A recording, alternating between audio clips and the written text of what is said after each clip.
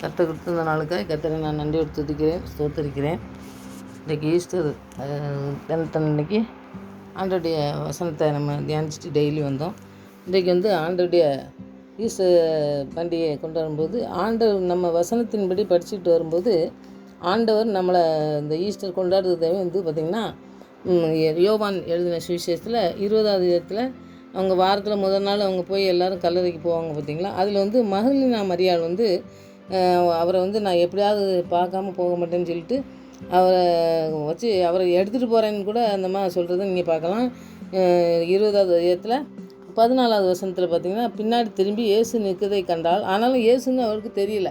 அவரை எப்படியா பார்க்காம போக மாட்டேன்ட்டு அவளை வேலைக்காரன்னு சொல்லி அந்த தோட்டத்தில் வேலை பண்ணிகிட்டு இருப்பாங்க பார்த்திங்களா, அவங்கன்னு நினச்சிட்டு அவர் அந்த அம்மா அழுதாங்க. ஆனால் பார்க்காம போக மாட்டேன்னு சொல்கிறாங்க. அந்த 15வது வசனத்தில் இயேசு அவளை பார்த்து, ஸ்திரீயே ஏன் அழுகிறாய், யாரை தேடுகிறாய் அப்படின்னு சொல்லி அவர் கேட்காரு. கேட்கும் பொழுது இந்த அம்மா என்ன செய்யலை, ஆண்டவர்னு தெரியலைங்கும்போது ஆண்டவர் என்ன செய்தார், 16வது வசனத்தில் இயேசு அவளை நோக்கி மரியாளே என்றால், அவள் திரும்பி பார்த்து ரகுனி என்றால் அதற்கு போதகரே என்று அர்த்தம். இப்போது இந்த ஒரு வசனத்தை நம்ம படித்தோம்னாக்கி இந்த வசனத்தில் என்னென்னா, அவங்க இனம் கண்டுக்கல. ஏன்னா 7 பிசாசை துரத்தின மகதலேனா மரியாள். மற்ற எல்லா மரியாள் அவங்க பெண்கள்லாம் நிறைய பேர் போயிட்டு என்ன செஞ்சிட்டாங்க, வீட்டுக்கு போயிட்டாங்க. ஆனால் இந்த அம்மாவுக்கு கடைசி வரைக்கும் ஆண்டவரை சந்திக்காமல் நான் போக மாட்டேன்னு சொல்லி இருந்தாங்க. ஏன்னா 7 பிசாசை துரத்தி ஆண்டவரோட இருந்த ஒரு ஸ்திரீ. அவங்க எப்படி 7 பிசாசுன்னா பாருங்கள், எப்படி பிசாசு பிடிச்சாலே நீங்கள் தெரியும் அவங்க வாழ்க்கை எப்படியோ இருந்திருக்கும். அந்த வாழ்க்கையிலேருந்து ஆண்டவர் தேர்ந்தெடுத்து அவளை விடுதலை செஞ்சு அந்த அம்மா இவங்க கூட இருந்ததுனால இவங்க ரொம்ப அன்பாக இருந்திருக்காங்க. அப்போ கடைசி வரை பார்த்திங்கன்னாக்கி இருந்து பார்க்கணும்னு நினைக்கிற ஒரு நம்மளை மாதிரி தான்.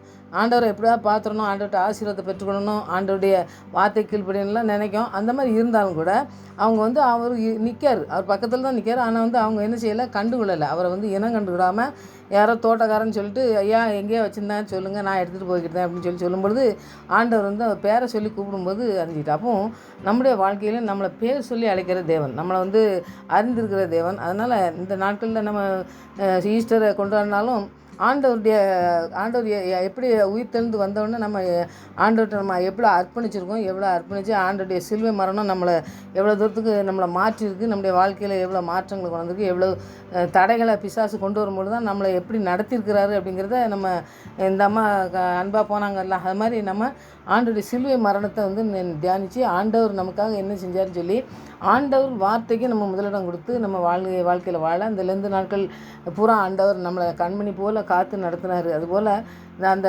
அர்ப்பணித்து நம்முடைய வாழ்க்கையில் ஒரு மாற்றத்தை கொண்டு வாங்க ஆண்டவரை. எங்களுடைய வாழ்க்கையில் உங்களுக்குன்னு வாழ்கிறதுக்கு எங்களுடைய வாழ்க்கையில் ஒரு பிரயோஜனமான நாட்களை எங்களுக்கு தாங்க ஆசீர்வித்து இந்த மரியாள் பெற்ற போல் நாங்கள் இந்த உண்மையை கண்டுகொள்ளணும். கண்டுக்கிட்டு நீர் தான் எங்களுக்கு போதிச்சு நடத்துகிறவராக இருக்கணும்னு சொல்லி நம்ம அர்ப்பணித்து இந்த ஈஸ்டரை கொண்டாடினோம்னாக்கி நமக்கு அது ஒரு அர்த்தம் உள்ளதாக இருக்கும். இப்படிப்பட்ட ஆசீர்வாதத்தை பெற்றுக்கொள்கிறதுக்கு இன்றைக்கி இந்த வசனங்களை தியானித்து நம்ம ஜெபித்து ஆண்டவர்கிட்ட நம்ம ஒப்பு கொடுக்கும்பொழுது ஆண்டவர் பெரிய காரியங்களை நமக்கு செய்வார். அந்த இதை நம்ம தியானிப்போம். இந்த நாட்களில் இத்தனை நாள் நம்மளை கொண்டு வந்தார் ஆண்டவர், நடத்தி வந்த பாதைகளுக்காக ஆண்டவருக்கு நன்றி சொல்லி ஒவ்வொரு நாளும் வார்த்தைகளை தியானிப்போம். ஆண்டவர் பெரிய காரியங்கள் செய்வோம். ஜெயிப்போம். நல்ல தகப்பனே நமக்கு நன்றி செலுத்துகிற சுவாமி.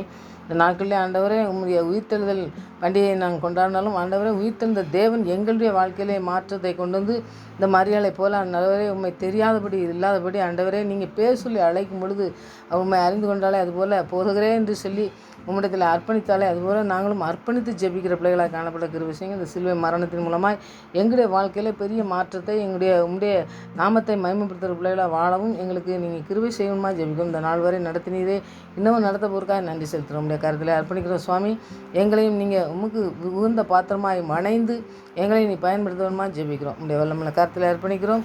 எல்லா தேவைகளையும் சந்திக்க நீர் போதுமானவர் என்று உண்மையே நம்பி உம்முடைய வசனத்தை நாங்கள் பிடித்து ஜெபிக்கிற பிள்ளைகளாக காணப்பட ஒவ்வொரு நாளும் வாழ்க்கையிலே ஆண்டவரே கடன் செல்கிற பாதையிலே நீர் எங்களோடு கூட இருப்பதை நாங்கள் உணர்ந்து கொண்டு ஜெபிக்கத்தக்கதான கிருபையை தாங்க. இடையூறு செய்கிற சத்துருவின் எல்லா திட்டங்களுக்கும் எங்களை விலக்கி காத்து எங்களை வழிநடத்தமாக ஜெபிக்கிறோம். எல்லா போராட்டங்கள் எல்லா ஆண்டவரே தேவைகளையும் தகப்பனே நீ சந்திக்க வல்லமுள்ளவராக இருக்கீங்க. அதுக்காக நன்றி செலுத்துகிறப்பா. இந்த நாட்கள்லையும் எத்தனையோ தேவைகள் இருக்குது. அந்த தேவைகளெல்லாம் ஆண்டவரே நான் மனுஷனத்தில் சொல்லாதபடி உம்மிடத்தில் சொல்லும் பொழுது நீங்கள் எல்லாவற்றையும் சரியான பாதையிலே எங்களுக்கு நடத்தி செல்ல போதுமானவராக இருக்கீங்க. நோய் பிரச்சனைகள் எந்த பிரச்சனையாக இருந்தாலும் எல்லாவற்றையும் உம்முடைய கரத்திலே நாங்கள் அர்ப்பணித்து உம்முடைய பாதத்திலே அமர்ந்திருந்து நாங்கள் அதை அறிக்கை செய்து ஆண்டவரே நாங்கள் ஜெபித்து ஆண்டவரே ஆசீர்வாதத்தை பெற்றுக்கொள்ள எங்களுக்கு கிருபை பாராட்டமாக ஜெபிக்கிறோம். அப்படி செய்து வழிநடத்த போகிறக்காக நன்றி செலுத்துகிறோம் ஆண்டவரே. இன்னமும் நடத்த போகிறக்காக உம்முடைய கருத்தில் அர்ப்பணிக்கிறோம் சுவாமி. எல்லா தேவையும் சந்திங்க, ஒவ்வொருடைய தேவையும் நீ சந்திக்க வல்லமுணர்ந்து அர்ப்பணிக்கிற ஒவ்வொரு பிள்ளையுடைய வாழ்க்கையிலும் பெரிய மாற்றத்தை நீ தந்து வழிநடத்த போகிறக்காக நன்றி. உயிர்த்தெழுந்த தேவன் எங்களுடைய வாழ்க்கையிலே உயிர்ப்பிக்கத்தக்கதான கிருபையை நீ தந்து வழிநடத்தமாக ஜெபிக்கிறோம். இந்த ஜெபத்துக்கு பயன்படுத்தப்படியா நன்றி. மறுபடியும் உம்முடைய சமூகத்தில் வருமுறை எங்களை காத்து வழி நடத்தமாக ஜெபிக்கிறேன். துதிக்கான மயமெல்லாம் நமக்கே செலுத்துகிறேன். இயேசு ரட்சகன் நாமத்தில் ஜெபங்கள் நல்ல பிதாவே, ஆமென்.